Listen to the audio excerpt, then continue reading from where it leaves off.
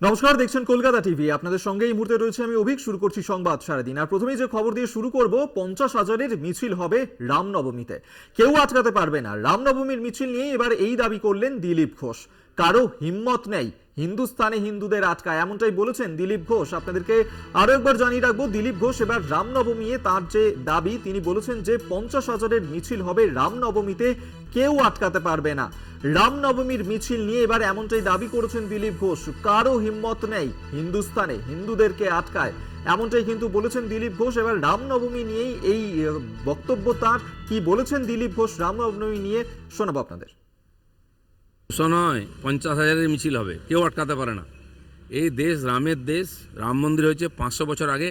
হিন্দুরা বিজয় উৎসব পালন করবে। আমি আপিল করছি হিন্দু সমাজকে, হাজার হাজার লোক রাস্তায় নামুন।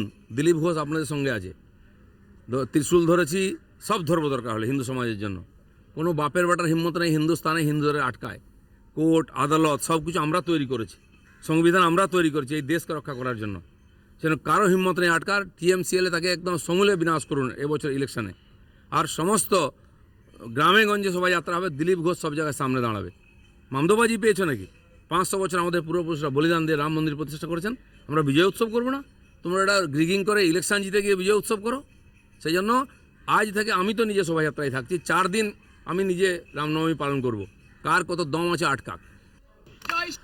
আপনাদেরকে শোনালাম দিলীপ ঘোষ, তিনি ঠিক কি বলেছেন। বর্ধমান দুর্গাপুর লোকসভা কেন্দ্রের বিজেপি প্রার্থী সুমন শিকদার আমাদের সঙ্গে এই মুহূর্তে টেলিফোনে রয়েছেন প্রতিনিধি। এই নিয়ে বিস্তারিত জানবো সুমনের কাছে। সুমন, একদম দেখো, বর্ধমান দুর্গাপুরের বিজেপি প্রার্থী দিলীপ ঘোষ আজ সকালবেলা কিন্তু তিনি ইকো পার্কে প্রাতঃ ভ্রমণে আছেন। সেই সময় রামনবমী, তুমি জানো আগামীকাল রামনবমীর মিছিল হওয়ার কথা, সেই নিয়ে যখন থেকে প্রশ্ন করা, তিনি বলেন, তিনি দাবি করেন যে 50,000-হাজারের মিছিল হবে রামনবমীতে, কেউ আটকাতে পারবে না।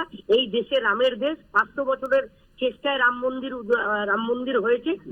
হিন্দুরা বিজয় উৎসব করবে। আমি তোমার কাছে আবেদন রাখবো, তারা যেন রাস্তায় নেমে মিছিল করে। তাদের সঙ্গে দিলীপ ঘোষ আছে এবং তারা পিস্তুল ধরেছেন। এবং হিন্দু সমাজের জন্য কোনো কেউ যদি থাকে বাপের বেটা, তাদের আজকে দেখাক, আমি দিলীপ ঘোষ, আমি তাদের সঙ্গে থাকবো, এমনটাই বলতে শোনা গেল বর্ধমান দুর্গাপুরের বিজেপি প্রার্থী দিলীপ ঘোষকে। বেশ, ধন্যবাদ তোমায় সুমন শিকদার। আমাদের সঙ্গে এই মুহূর্তে টেলিফোনে ছিলেন প্রতিনিধি। আমরা এই নিয়ে কথা বলবো। তৃণমূল নেতা জয়প্রকাশ মজুমদার এই মুহূর্তে আমাদের সঙ্গে টেলিফোনে রয়েছেন। জয়প্রকাশ বাবু, জানেন যে কলকাতা হাইকোর্ট যেখানে শর্ত সাপেক্ষে রামনবমীর মিছিল করার অনুমতি দিয়েছে, সেক্ষেত্রে দিলীপ ঘোষ বলছেন যে 50,000-এর লোক নিয়ে মিছিল হবে রামনবমীতে, কারোর হিম্মত নেই এই মিছিলকে আটকায়। কি বলবেন? এটা তো উনি হাইকোর্ট তথা নির্বাচন কমিশনকে চ্যালেঞ্জ করছেন। যারা ভারতের আইন মানে না, কোর্ট মানে না, তারাই এসব কথা বলতে পারেন। প্রথম থেকেই তো হুমকি ধমকি চমকি এইসব করেই দিলীপ ঘোষ আছেন। সুতরাং এগুলো হচ্ছে আইন না মানা এক একজন লোকের কথা। তারা আবার আইনসভার সদস্য হতে যাচ্ছেন। মানুষ ওনাকে দরজা দেখিয়ে দেবেন। আইনের শাসন থাকতে হবে, চলতে হবে। হাইকোর্ট যদি বলেন 200 বেশি হবে না, তাহলে হবে না। প্রশাসন সেটা দেখবে, নির্বাচন কমিশন সেটা দেখবে। এটা তৃণমূল কংগ্রেসের দেখার কথা নয়। আর দিলীপ ঘোষ শুধু শুধু সংবাদে থাকার জন্য এইরকম হুমকি দিচ্ছেন। একটা জাত ভীতু লোক। আমি তো দেখেছি দার্জিলিং এ একবার আমি ওনার সঙ্গে ছিলাম, তখন কয়েকজন ওখানকার গোর্খা লোক তারা বিজেপিকে চ্যালেঞ্জ করে এগিয়ে এসেছিল। এখনো আপনাদের কাছে ছবি হবে, দৌড়ে পালিয়েছিলেন দিলীপ ঘোষ। এই মুখেই যত বড় বড় কথা, আদতে একটা অতি ভীতু লোক।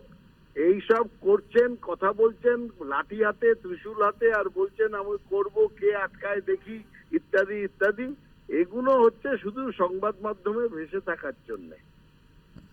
ধন্যবাদ আপনাকে। তৃণমূল নেতা জয়প্রকাশ মজুমদার আমাদের সঙ্গে টেলিফোনে ছিলেন। আপনাদেরকে জানিয়ে রাখবো, জানেন যে কলকাতা হাইকোর্ট নির্দেশ দিয়েছিল হাওড়ার শিবপুর কাজীপাড়া থেকে 200 জনকে নিয়ে জিটি রোড দিয়ে হাওড়া ময়দান পর্যন্ত রামনবমীর শোভাযাত্রা করতে পারা যাবে। তারপরেই দিলীপ ঘোষ তার এই মন্তব্য, যেখানে তিনি আজকে বলেছেন যে 50,000-এর মিছিল হবে রামনবমীতে, কেউ আটকাতে পারবে না, কারোর হিম্মত নেই হিন্দুস্তানে হিন্দুদেরকে আটকায়। আপনাদেরকে আরো একবার শোনাই বরং দিলীপ ঘোষ ঠিক কি বলেছেন।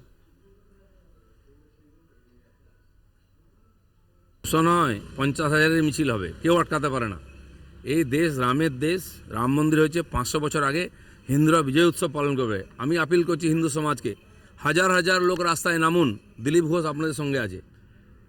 ত্রিশূল ধরেছি, সব ধরবো দরকার হলে হিন্দু সমাজের জন্য। কোনো বাপের বেটার হিম্মত নেই হিন্দুস্তানে হিন্দুদের আটকায়। কোর্ট আদালত সব কিছু আমরা তৈরি করেছি, সংবিধান আমরা তৈরি করেছি এই দেশকে রক্ষা করার জন্য। সেন কারো হিম্মত নেই আটকার। টিএমসিএলে তাকে একদম সমূলে বিনাশ করুন এবছর ইলেকশনে।